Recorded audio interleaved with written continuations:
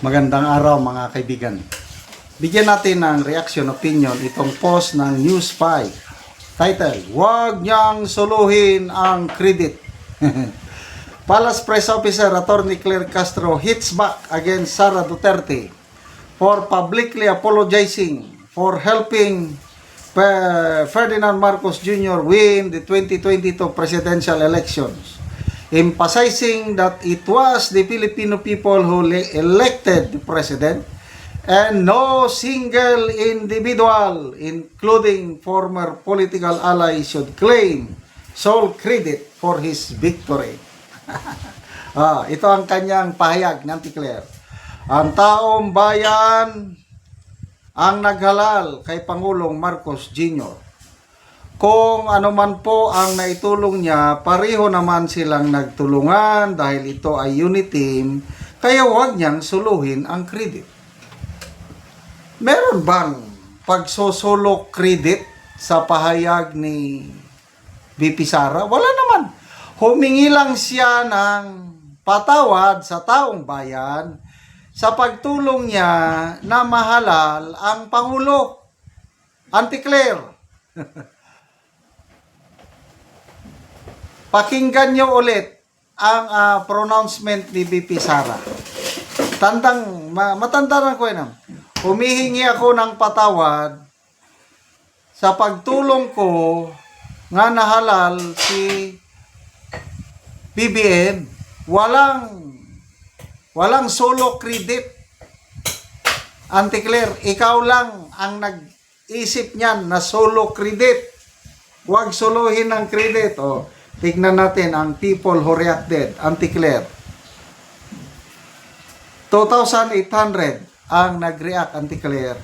2,400 naman ang tumatawa sa iyo. 273 lang ang nag-like, 21 ang love. So, ano yan, Auntie Claire? Halos 98% ang tumatawa sa iyo, Auntie Claire. Hindi sila naniniwala. Propagandist ka talaga, Auntie Claire. Ay, nako. Basa tayo sa mga comments. Romelin Sarayin. Did Marcos win when he ran as VP? Wala, di ba? Si Leni ang nidaog. Then karon, wow. Sure, oy. Correct. Auntie Claire, huwag mong kalimutan, nilampaso ni Madam Leni ang iyong amo noong 2016. Nilampaso, talo talaga. Kahit manual counting, talo talaga. 2022. There's no way na mananalo si Marcos Jr. laban kay Madam Leni kung walang Duterte na umalalay sa kanya. Itatak mo yan sa iyong kukote, Auntie Claire. We were not born yesterday. Kami, example na lang. Mga Ilocano kami. Marami kaming mga Ilocano dito sa Mindanao. Halos kami dito, mga kaibigan kong Ilocano, maka-Duterte kami. Hinihintay na lang namin na mag-announce, then Mayor Inday Sara natatakbong presidente.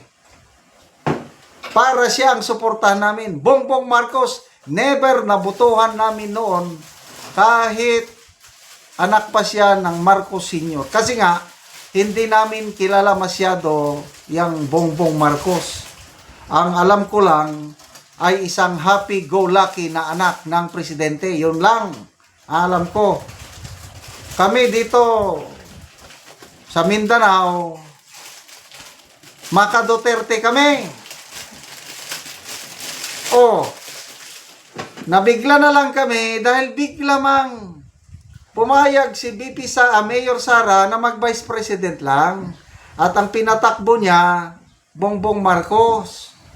Kaya, grabing kalipay, grabing saya ni Manang Aimee. It's a marriage made in heaven. Sabi niya, Vice President lang ang aming hinihingi. Maging running mate sana ni Mayor Sara, ang kapatid niyang Bongbong Marcos, yung Vice President. Ang aming Mayor Inday Sara, hindi siya ambisyoso, hindi siya kapit tuko. Mapagbigay ang aming Mayor VP Inday Sara, pinagbigyan niya ang isang Bongbong Marcos. Kaya nanalo, kaya naka 31.6 ang iyong amo, Auntie Claire, dahil dinala siya ng mga Duterte. Ilagay mo yan sa iyong kokote, Auntie. Bakit ba tinawag nating Auntie si Claire? Wala naman nag-a-auntie ako na puti ng aking buhok. Hindi ko naman siya bagay tawaging Auntie, kaya lang yun na ang sikat. Ay, nako. Jesty, let us all unite. Sabi naman dito. Sa mga kakamping at dilaw na may natitira pang delikadesa na hindi aanib kay BBM, this is the right time and the right choice is Sara. Let's move to a better progressive Philippines para sa Diyos, bayan, pamilyang Pilipino. Inilagay dito, different surveys, same trend. SWS, negative 3%. Pulse Asia, negative 15%. Publicos Asia, negative 27%. Ay, nako. Auntie Claire, reklamo ka na naman. Saan galing ang mga data ninyo? Bakit mo i-question itong mga scientific researchers ang mga ito? Hindi nyo lang matanggap na nagne-negative ng inyong amo, samantalang ang aming VP Sara, kahit nagbabakasyon, sabi mo, positive. Siya ang nangunguna. Bakit ganon? There is something in you, Auntie Claire. Kaya, wag mong sabing sinusulo ni VP Sara ang credit dahil hindi niya sinabi yun. Humingi lang siya ng tawad dahil natulungan niyang maihalal bilang Pangulo ang iyong Pangulo. Ay, nako, ang hirap talagang mabudol. Salamat mga kaibigan sa inyong pagsubaybay sa ating channel. Nakakatulong kayo ng malaki sa tribong Talaandig ng Bukidnon dahil ang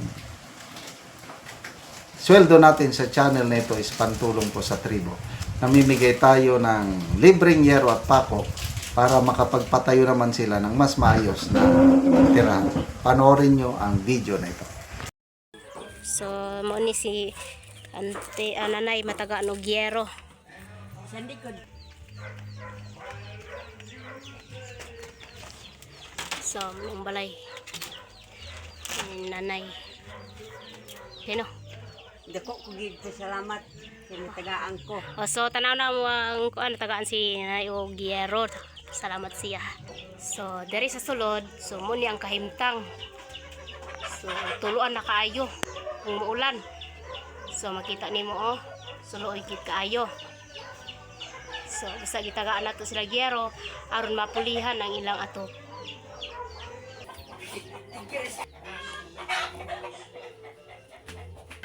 So, karon na yan sa yung masulting nga tagaan ka gyero.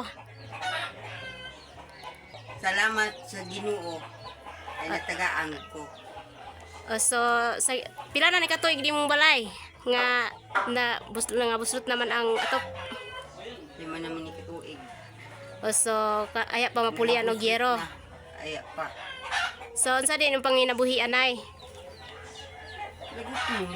So, mag-uuma lang mo. Mag-uuma. So, pila imong edad nay? Sa 68 na. So, senior na di ay kanay. Napakay ba nanay? Naa. Na kay anak? Naa. So, pila ka buki mong anak nay? Isa ra.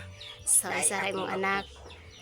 Ay, so, si nanay na siya anak o ang ilang pangunabuhian lang, so mag-uuma lang sila. So, dako kayang pasalamat nga nataga og gyero ba pulihan na gid ang ilang atop. So, nay, dako gid kaya mong pasalamat nga natagaan ka atol pag gid og Christmas. Merry Christmas, nay.